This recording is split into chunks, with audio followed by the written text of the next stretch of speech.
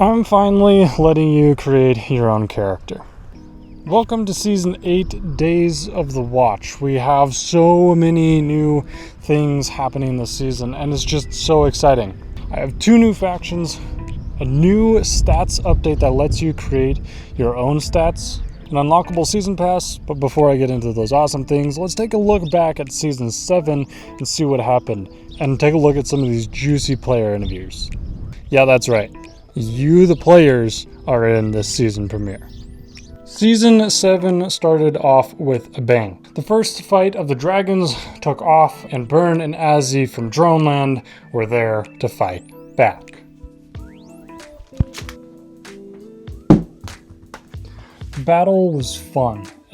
Dragons are OP. That was just what made the battle so enjoyable, was just how overpowered the dragons were. But the biggest thing that happened was actually Byrne wrestling a dragon, and he won. He killed that dragon. Now, we did have to clarify some rules. No more wrestling dragons because you're gonna lose. Droneland ended up losing that battle as a whole, but I wanted to know how Byrne felt about that battle. Killing a dragon. I can't say I'm elated because it was quite a painful experience, but I could say that it brings me immense pride hearing the rumors of just how long it's been since a mortal has slain the dragon, and that I am the first. It is truly something to wear a trophy of. While Droneland was fighting dragons, Zuda was being chased out of Yarrow. The Zudans had taken the Golden Hills in the previous season, and the Yarrowans just were not happy at all. The Meraxi had allied with the Yarrowans to try and fend off the Zudans, but that had failed. The Zudans had taken the Shining Hills. But now the Zudans lost to the Yarrowans and Meraxi, and the Yarrowans were not happy. The Zudans were now running from the Yarrowan wrath, and General Daka also was not happy with his own troops and the unfavorable turn of events. What are your thoughts about the last battle? How do you feel it went for Horrible. Zuda being on the losing side? It went horrible. We shouldn't have lost that. However, we did. And hopefully we'll be able to retake the Shining Hills once more. You guys should probably just give up at this point, because you guys know we'll come back harder, and you guys know you will be defeated. So let's just speed up the process, maybe, go a little faster. The Yarrowans were going to repay the Zudans for attacking the innocent Yarrowans in the Shining Hills. The Zudans were going to pay no matter what General Daka said. And Daka and my Yarrowan General Ozari, yelled at each other quite a bit in my Discord. It was kind of funny. General Daka sent me this. And Azari, if you ever somehow hear this, I'll personally invade more and more of Yarrow until I get my hands on you, making sure nobody gets in my way. And if they do, they're as good as dead. And once my hunt for you ends, your death will be as slow as a turtle's pace to a willing coyote's jaw. I hope you enjoyed your single victory, because I sure didn't.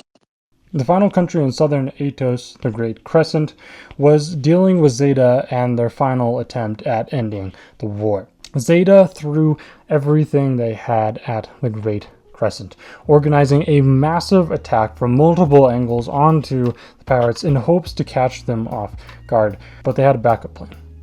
They were sending a large envoy of emissaries with some refugees to Droneland to have somewhere safe to be and to find an ally. The Great Crescent ended up winning over the Zetans, but with a great cost to themselves. They were now headed to destroy Zeta, but they were limping to get there. On the other side of Aetos, Gendron was attempting peace talks with Droneland. I can't believe how much I messed this shot up. It's kind of embarrassing. I won't do this in the future. They made a big speech trying to get Droneland on their side, but Droneland declined. I respect the orcs. Let that be known. However, in Droneland's best interest, it was with a heavy heart I had to make the decision to decline. As I said, I hold nothing against the orcs, but their fight is doomed. Their spirit is great. However, spirit is only half the battle, and they do not have the ability nor the recognition to survive long term, even if they were to win their recent battles against the Jaharians, even, as we know, they lost. As I said, I do not hold any bad blood, as one would say, with them. But their position is doomed and short-lived. And if they are to survive, I would consider it a miracle. To my enemies, to the enemies of Droneland, and to those who challenge my kin, remember what I have killed and what my kin have killed in order to protect Droneland. And remember, you would suffer the same fate. So I would not advise challenging the kin and the warriors of Droneland. The Vikings were now headed for Doraj and would not be stopped by anyone. And I was kind of curious what Chahar thought of this. What these hostilities you see are all I've seen was friendly, as it seems. Of course, that could mean two things, but I believe we could come to an agreement for Droneland. General Shadowfrost ended up breaking through the Jandroni defenses, and his troops were also now headed swiftly to Doraj. I look forward to a quick and easy siege. These orc traders are not the smartest. That's for sure. What is your plan for when you do arrive at Doraj? We're going to break their morale, bring down the walls, and take the city by force. The Gendroni could not withstand a full siege of Jahar. Never mind Droneland alongside them. They may be useful soldiers, but they double as useful slaves. They would, and if they don't want to do that, well, we already gave you one chance. We're not giving you a second. Either become a slave or die. Gendron, you better start packing your bags and moving east. Otherwise, well, genocide. South of that fight, the Jaharian allies, the Yanin, were fighting both friend and foe. Well, I will say it was a very interesting battle from the start. I had been discussing some new plans for the future of Delanin with Averin, so it took me by surprise to see him fighting against me. But I digress.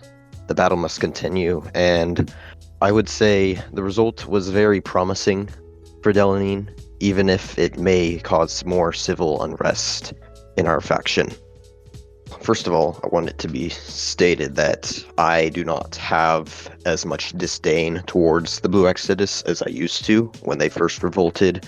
It seemed like a terrible idea, but they have their ways. Now, about the war, it very, very much so hurt my feelings towards them that they would team up with mortal enemies, so to speak, against us, the elves, their homeland, their kin, their friends and family, that they would do such a thing to backstab us, in a sense. Do you think this will complicate things between you as a general and Avrin?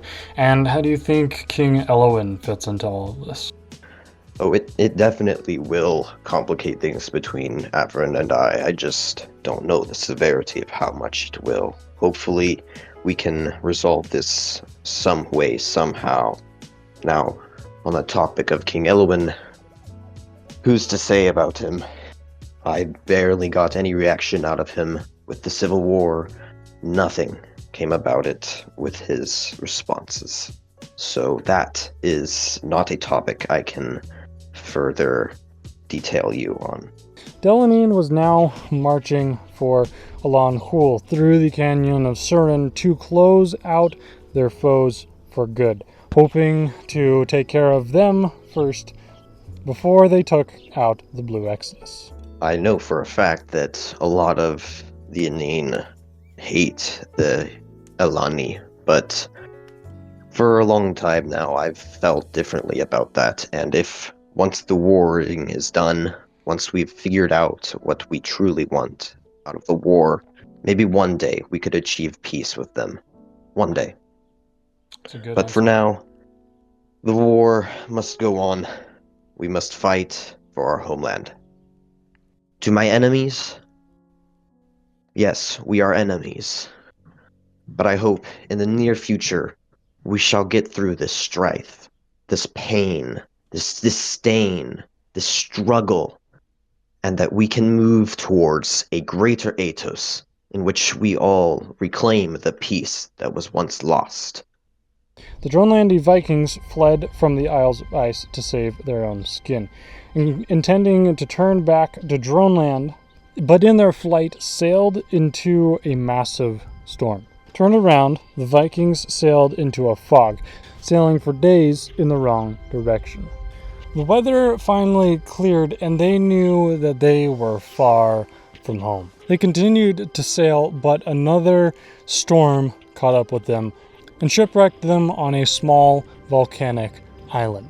When the morning came, the inhabitants of the island came to greet them. They were the Karii.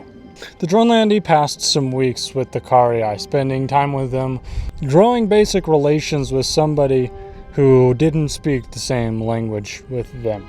Until later, another Karii tribe introduced them to a stranger. He was majestic. He was an elf, tall, blonde-haired, robed in white and crowned with gold. He spoke a different language, but somehow caught on to the Dronelandi language rather quickly. He said his name was Arvis, and he came from the Watch, protector of Aetos. Long ago, before man awoke, an ancient darkness plagued Aetos. The elves, dwarves, and laurels united together to take care of this darkness, and they sealed it away in the Lost Lands forever to be watched over by the Watchers. The Watch, as it had become known as, was eventually forgotten. The Lost Lands lost to myth. The Watch was now the sole and lonely protector of the Lost Lands. The darkness had not been seen in Aetos for thousands of years, at least by the Watch, and they took credit for this. Over thousands of years, they became a new civilization. By now, they were the largest institution in the complex economy of the Lost Lands for Aetos. Now, what is the Watch? Well, the Watch, the faction in the game, is made up of laurels, dwarves, and elves, and they act as protectors. They call themselves protectors of the Lost Lands from the darkness within the Lost Lands that may or may not actually be there. The Bassan Federation is the sister country of the Watch. It is the economic front of the Watch, providing economic stability and reach for her sister, the Watch. So what actually is the Bassan Federation? The Bassan Federation is made up of primarily dwarves and elves who came from the Watch, and they are traders and warriors. They are the best traders and warriors in all of at least the Lost Lands. They are known as the Peacekeepers of Lost Lands, but they are also known as propagandists for the Watch, spreading their ideals and sending missions to other countries around the Lost Lands, like Karai. Karai was sent a mission headed by Sentry Arvis after the islands were discovered by the Bassan Federation. That led to the Dronelandi being discovered by Arvis. Season 8 brings not only new factions, but also a stat, rework, and season pass. First, the stats. You can now create your own character's stats. It used to be, I told you how your character's stats would be, and it worked well until I got a lot of players and I needed to up my game. So now you create your stats and you tell me what your stats are. I'll make a whole other video about the stat system. But for now, you can check it out in the Wanderer's Handbook and the link in the description. Next is the Aetos Pass. This is what I'm most excited about. We have 3 paid tiers and a free tier. And how it works is you earn influence by watching live streams, completing quests, and role-playing, and that levels up your pass. That's how you unlock each level. Once you hit this threshold for influence, then you reach this level on the Aetos Pass. Each paid tier brings new rewards to the Aetos Pass. So we have the free tier, then we have Citizen tier for $5, the Warrior tier for $10, and the Legend tier, which is $20, unlocks the whole pass instantly, and you get a location on the map named after you. So I'm just really excited for this. A few of the rewards for Season 8 are Season 8 exclusive Discord roles, an in-depth video talking about the origins of the Watch, and some Season 8 themed artworks. It's just, I'm really excited. If you can't tell, I mean, you probably can't tell, a pretty monotone person, but I'm very excited. So go check out those paid tiers over on Patreon, or get started on your free tier now on my Discord server. Both of the links are in the description. Good luck this season, enjoy the new content, and happy questing.